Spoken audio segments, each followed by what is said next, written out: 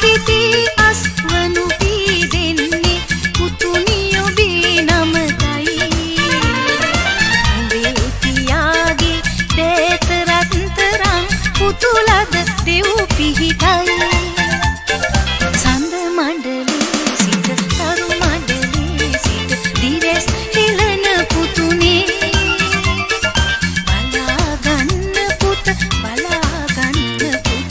ලස්සන ලක් දෙරනේ. සඳ මඩලේ සිට තරු මඩලේ සිට දිවස් හිලන පුතුනේ බලාගන්න පුත ලස්සන ලක් දෙරනේ.